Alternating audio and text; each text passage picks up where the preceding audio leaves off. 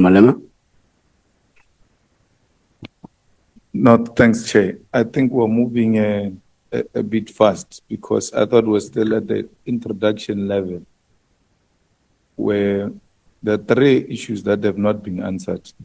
The first one is, why is Mr. Mokhodzi calling himself an entrepreneur? I want to understand that because it can't just be a concept loosely thrown around. Secondly, what is an informant? Under which department does an informant fall under? And what is the agent? Under which department does it fall under?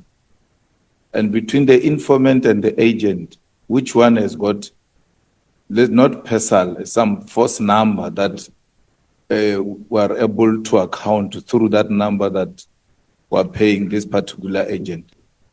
Because that clarity is not coming out.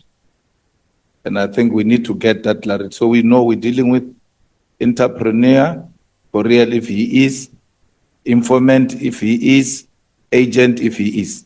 Thanks, Jim.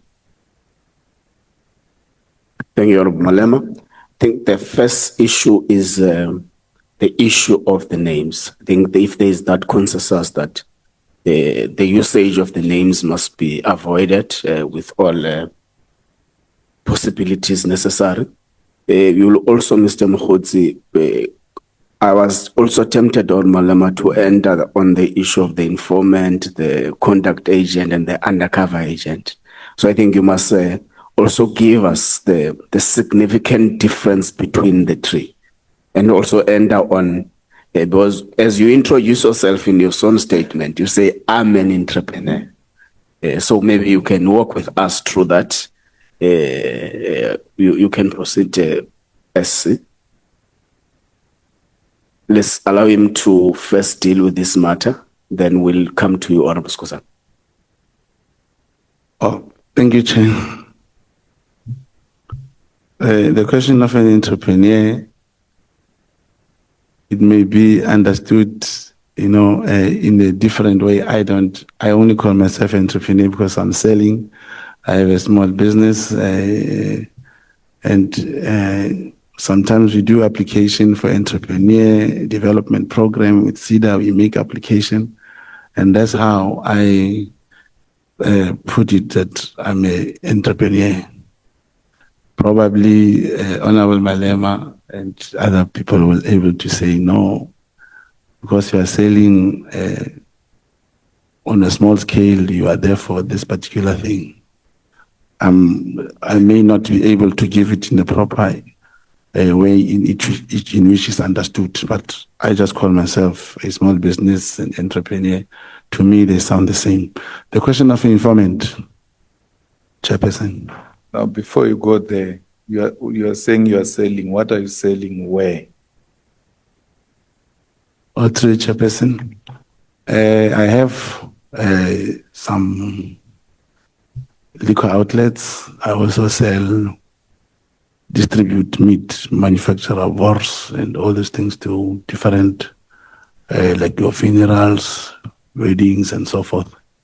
Most importantly, I do a lot of catering, food to events and so forth. And none of them comes from government, by the way. It's only private business. I'm dealing with private businesses. So you have an abattoir? No, I have not abattoir. I buy from the abattoir. Okay. That's correct. You can proceed on the significant difference between the informant, conduct agent, and the undercover agent. Thank you, Chair, that you say I should perhaps give it in a proper way of explanation. I give example, if three people goes and steal some way, and one get arrested, the two runs away. This particular one makes the deal with the police and tell them, after stealing here, we are planning to steal even next door. But that information that you provide to the police, that moment, the police may decide that this become our informant. They go there and trace, and if a crime takes place and they manage to arrest these people, this person is immediately declared an informant. I'll give another way is that an informant will be this particular person, can even come from here in Parliament, working here. If there's anything going on that is not correct, the moment he gives that information at that time, he becomes an informant. So in many cases, the police officer, especially in the detective section, they will realize this boy is always in town. He knows people who are selling maybe drugs or something, and they feel we can work with him, he can give us information as and when, then they make him an informant. Let's move to the agent. A contact agent then now will not appear in any, this is having a relationship with the handler.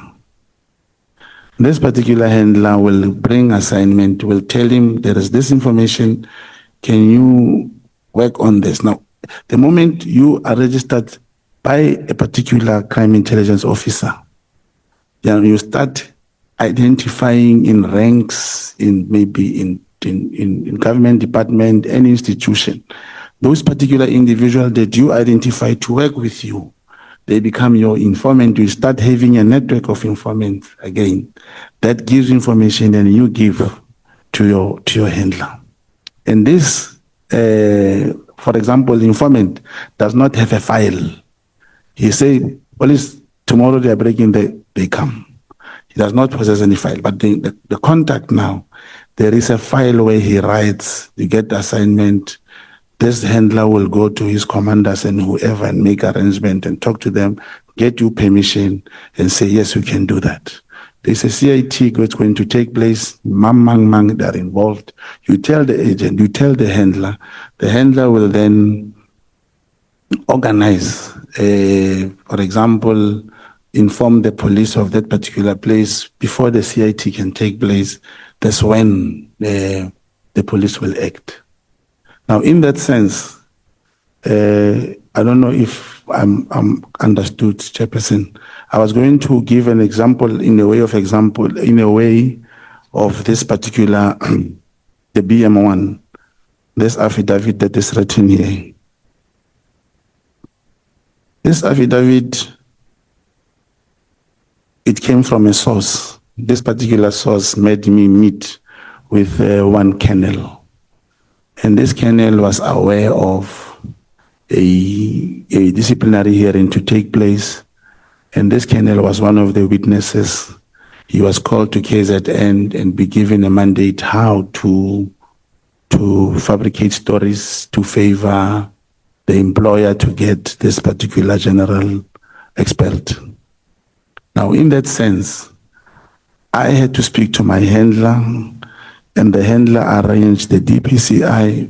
We requested the permission to conduct a particular section called the Section 252A, where you request in advance to conduct an operation, and I recorded this particular colonel. This colonel gave information on the plot, how they are going to dismiss the particular general between the two generals from KZN and the presiding. When we get to the statement, I believe that will be ventilated to the latter. But I'm saying, after recording this particular colonel, we were able to dispose an affidavit. A case was opened by the DPCI, and the investigating officer took the matter, the Colonel Schnell, and I don't know how far is the case and so forth. And to be precise, the same recording, it is this affidavit, which was used in Madlanga, Chairperson, where I was told, you are a liar, you are a professional liar, and so forth. This is the same one. It is because the same police officer couldn't trust me enough. I had to give him impression that when you give me this information, in return, you'll get perhaps a promotion, you'll get whatever. I'm working with the Minister of Police, don't worry, this will be handled. And indeed, he cooperated, managed to record him, and the audio is there, and the transcripts are available for the members to look at. Now, most significantly out of this, from Madlanga after being called a liar, the same recording was used to charge this police officer. He was served with the document to appear before disciplinary hearing.